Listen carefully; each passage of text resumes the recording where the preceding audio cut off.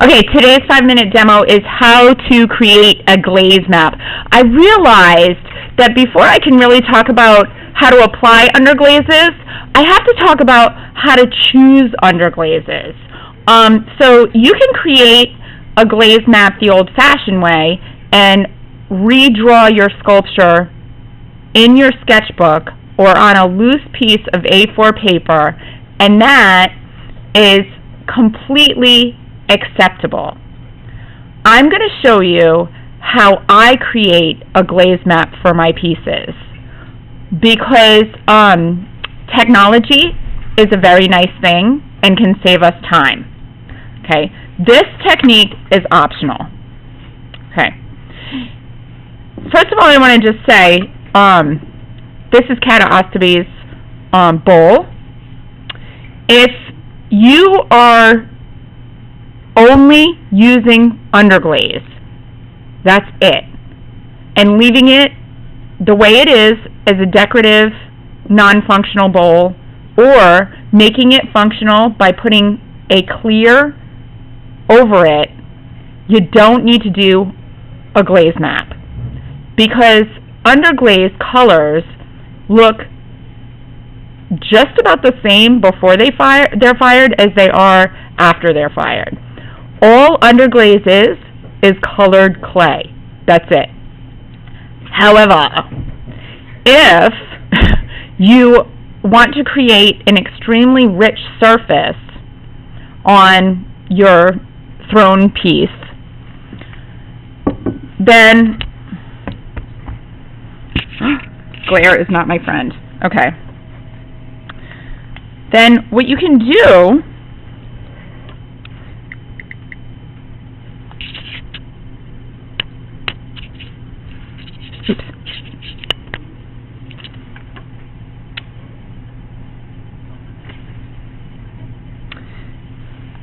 Nice, okay. What you can do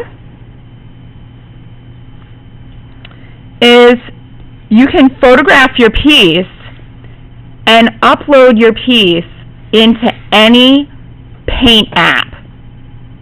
So, you can play around on your phone depending on what kind of smartphone you have, or a tablet even better, and take a picture of it. And I use Sketchbook Pro, and you can upload it, and upside down, sorry.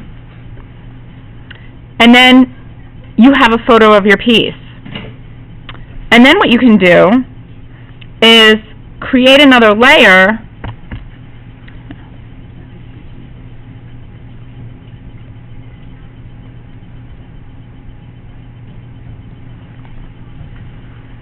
okay.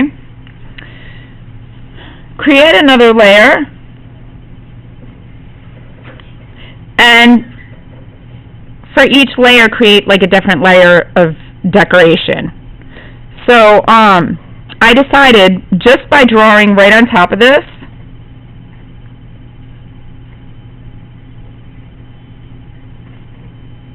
how come when I'm alone in my studio this works perfectly and is right side up, but as soon as I want to like show 25 people, it's upside down? Such is life. So you can see I can just draw with my finger right on top of this and make this look the way that I want it to look.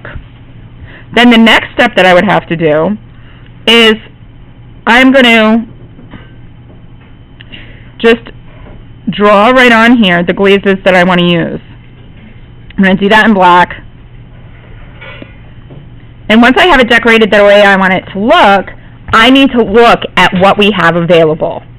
Sure, maybe you want on your pot like blood red. The fact of the matter is, we have a matte red, we don't have a translucent red, we have like certain colors, but the fact of the matter is that, certain colors are extremely, extremely, extremely expensive, depending on the chemistry, and I'll go into that in a later date. But on the back wall, you'll see all different types of colors. These are all like translucent glazes, which means glaze that you can see the clay through. Okay? Translucent glazes will work on top of any underglazes. So these are underglaze choices that we have. We do have more, and we don't have a test tile for every single one. But these are in the cabinet in the back of the room, in the kiln room. Okay? These are all in the classroom, open classroom area, and they're all translucent. Well, how do I know that they're translucent? Look at the difference between this glaze and this glaze. These two glazes have the same exact colorant in them, but the base glazes are different. Okay? So this base glaze doesn't allow us to see the clay through the glaze, and this does. So it's with the same colorant. See how it's like what happens when you mix a color with white? It's not as strong, right? It's lighter. It becomes like a pastel. That's one way you can tell. Like, you cannot see through this because the color looks the same, but it's lighter. Okay? Also, the opaque glazes, the glaze that you can't see through, have like a thickness to them. All the same stamp was used for these. Look how I can really see all of this detail here. Here I can't see it, because this glaze, this base glaze, has a thickness to it that isn't translucent. So I can't see, I can't see that stamp design right through it. Okay? So then what do I do from there? I look at all of my glazes that I have. This one I found on the back wall. Okay?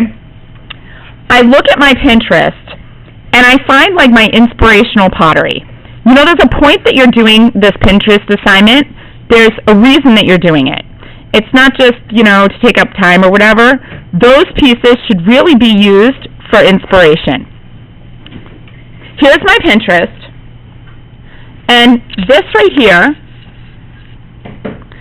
is this pot from Iran, and I just love the white and the blue glaze. I just absolutely love it. And so I think for my bulldog pot, there's a couple things that I want to do. I want to make the pot look taller than it really looks. I can create that illusion with the vertical lines. Okay? Like, if you look at this,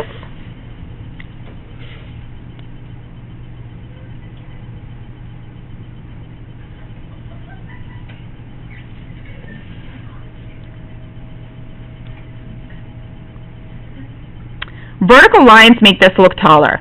I didn't realize when I was making it how short it was, so if you want to make your pot look taller, put vertical lines. Okay? It works. So I put that in, but that was my inspiration. It's not like I'm trying to recreate what I already saw on Pinterest. I'm just trying to use it a little bit. I also want the dark clay to show through, and I want to have some pink and white on the skin of the dog. Okay? So that's what I want, so what do? I go back over to the wall. I found this white glaze, and I really, really like it. Okay? Then I look on the back wall for a blue glaze to paint on top. Okay? Then I want the creases of the bulldog to really show. So I'm going to use, like, maybe black, and then wipe it off. Okay, for the creases of the dog. Then I'm going to put a little bit of this white on the bulldog also, and then wipe some of it off. And then I'm going to use the color that's called rose that's in the back of the room. Or, another thing I could do is put this on top. It's translucent. Okay? So then what I'm going to do when I make all of those decisions and look at all of those glazes is I'm just going to write them down, either on my sketchbook or on my pad. I'm going to write the specific name that's on the back, because we have so many glazes. It would blow your mind to see how many semi-translucent glazes we have, and they all have different names. Like, this one is self-explanatory, opaque white, but okay, here's emerald green, and this is iceberg. Okay, put the name down. Don't just put green, because if we go over the course of a weekend or something and you come back and you say, look at this raw glaze, Miss West, what is it? I don't know what color I used. I'm going to say, I don't know either, because they look different in the raw state than they look fired. So then what you're going to do is you're going to create a glaze map and either draw this out in your sketchbook or take a picture of it and and upload it into a paint app on your phone, tablet, whatever, and then you're going to write down the names of the glazes. So the pink is rose. Oops, sorry. Rose. Okay, this is opaque white. And you're going to write all over. So this is going to be blue iris,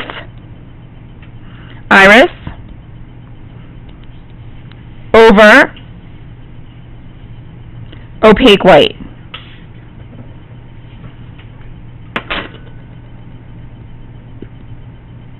Okay? And then these dots over here are going to be emerald green.